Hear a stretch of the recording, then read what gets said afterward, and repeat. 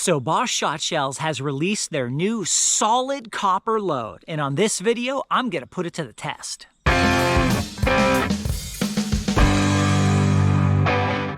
George here with the New Hunter's Guide, and in this video, I'm going to test BOSS Shotshells' brand new copper load. Not copper plated, solid copper. And I'm going to test it against BOSS's own copper plated bismuth to see how it compares. Now, I bought all the ammunition used in this video with my own money, though BOSS has given me ammo in the past. One big question is, why copper? Well, according to BOSS, the price of bismuth has just gone up too high, so at least for the time being, they're going to be replacing their bismuth ammunition with copper.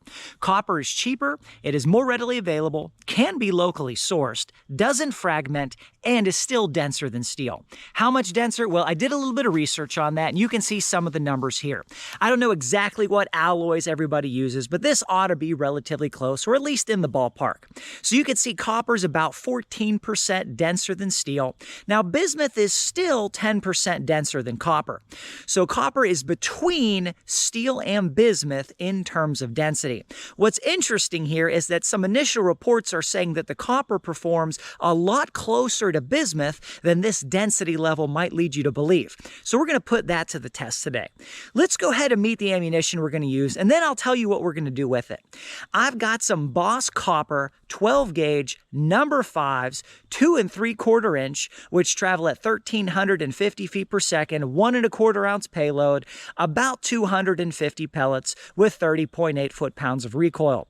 And then I've got the BOSS Legacy Bismuth. All of the stats are exactly the same, except the number of pellets is slightly lower because bismuth is denser than copper. Again, those are both 2 3/4 inch. Then I've got some 20 gauge copper, number 5s, 3 inch, 1 1/8 ounce payload. And then I've got some number 4s. These are 3 inch copper and legacy bismuth. Again, all the stats are identical, except the number of pellets varies because copper is a little bit less dense. For choke tubes, we're going to use my Trulock Precision Hunter Improved Cylinder, Modified, Full, and Extra Full. And yes, I did call Trulock to make sure that these chokes were compatible with the new copper shot, and they confirmed that they are. So what are we going to do with this ammunition? Well, first, I want to do some rudimentary pattern testing, just using some of your major choke tube constrictions, i.e. Improved Cylinder, Modified, Full, and Extra Full. My goal is to see what is the pattern response with the copper number 5s. Do we continue to get tighter patterns as we use tighter choke tubes with copper, and that has been the trend that I've seen in the past with bismuth, or does copper have a sweet spot somewhere in the middle? So we're going to do that. Then I'm going to take the best choke tube that copper performs with. I'm going to run it against the Extra Full in bismuth to see what happens. I'm then going to do maybe one shot of the 20 gauge using, again, the best performing choke constriction. I have the same set of choke tubes for the 20 gauge, and yes, I did buy all the choke tubes with my own money as well. Then we're going to do some ballistics gel testing. I'm going to use the number 4s in the ballistics gel to see what kind of penetration we get with the copper versus the bismuth. Now, we're using the legacy bismuth here, but BOSS has said that they intend to release a War Chief copper load. That would be a long-range copper load. So when they do that, I'm planning to also test that against the War Chief bismuth to see how that performs. In full disclosure, this is not the first time I fired the new copper ammo into the ballistics gel. As soon as you could buy the number 5s by the box, I bought a box, went to the range, and tested it against the bismuth. However, I got some wonky results that I did not understand at first. But I think I may have actually botched the test. I might have fired one ammo into the side of the gel that had been in contact with the ground for an extended period of time, and the other into the side that had been in contact with the air. So if one side of the gel was a different temperature than the other, and you did it like that, you could get some wonky results. So that data's void. And then just to be 100% sure there wasn't something maybe wonky with the first box of the first run of number 5s that I got, I waited until they released the number 4s. Bought a box of that, and that's what we're going to test today.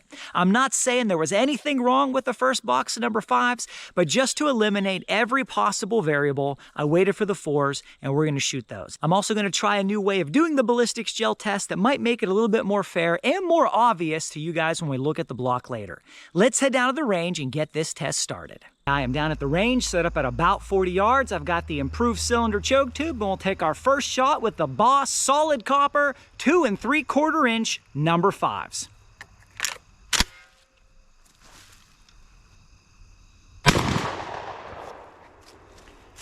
All right, I will switch choke tubes and hit it again. Up next, we have our modified choke tube.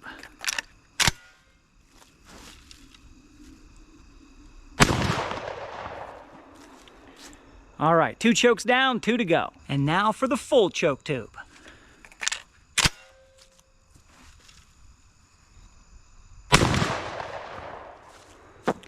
All right, 1 left. And the extra full choke tube.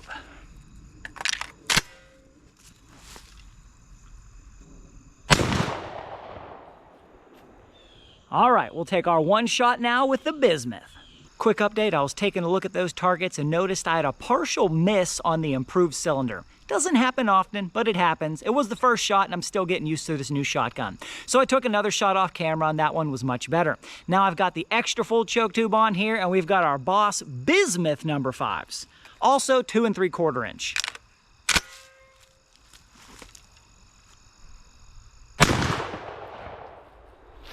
All right, let's go ahead and take a look at these targets. Okay, I've got the targets laid out here. My methodology is this. I draw an approximately 30-inch circle over the densest part of the core pattern and count those pellets. I measure my circles, so if it's a little too small or a little too big, I compensate my counting to try to make it fair. Sometimes you get 2 pellets that go through the same hole or may go through the same hole. I do my best on those, but as always, guys, the count could be plus or minus a couple of pellets. Now, with the Bismuth, it looks like there may be some fragmented pellets. Some of the smallest holes I did not count. Some of the other ones, which could be fragments, I did count. So take those numbers with a grain of salt as well. All right, let's jump in and take a look. First, we have the all copper improved cylinder choke tube. A good pattern here. Very nice. Pretty evenly dispersed. Then we've got our modified choke tube. I think a more even pattern here, better dispersal. Also more pellets in the circle. Very nice on the modified. Our full, more pellets on the full for sure. The modified maybe had a little bit more even dispersal. Extra full. Very tight pattern on the extra full. Looks good. And then we've got the Bismuth with the extra full. Again, very good looking pattern here. Keep in mind, it's possible that some fragments may or may not be impacting the results. All right, so what I'm gonna do is get the data for this, put it together for you guys in a chart. But first, let's do a little 20 gauge test. I see that the full choke tube put the most pellets on the paper in the circle, so I want to see what around a 20 gauge will do. I have here some 3-inch, 1 1/8 ounce solid copper number 5 20 gauge. And I have here a 20 gauge shotgun. It's the same choke tube company, Trulock Precision Hunter full choke tube. Now, is it the same 20 gauge gun? No. Is it the same barrel length? No, it's 2 inches shorter. Is it apples to apples? No, not exactly. But we're gonna test it anyway, just to get a feel for what the 20 gauge might do with 1 shot. So we'll go ahead and see what happens.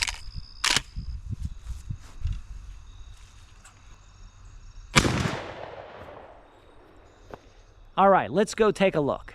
I have the 12 gauge and the 20 gauge targets here. Keep in mind, both number 5s, both full choke tube. The 12 gauge is the 2 3/4 inch shell, while the 20 gauge is the 3-inch shell. Let's take a look. Up first, the 12 gauge. You've seen this one before. Very nice pattern.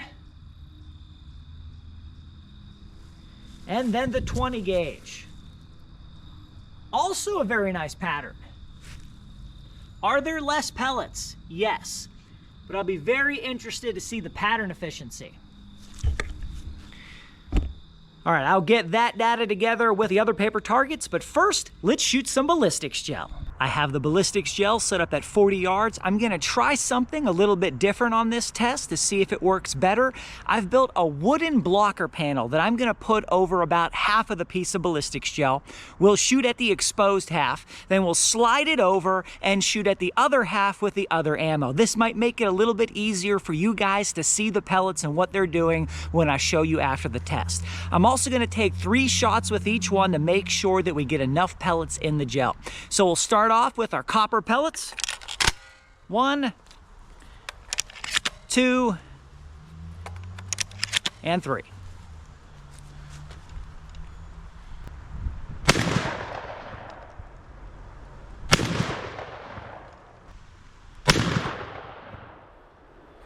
Okay, I'll go move the blocker panel and we'll shoot it with the bismuth. And now we've got the bismuth. And again, these are all number 4s that we're shooting at the ballistics gel.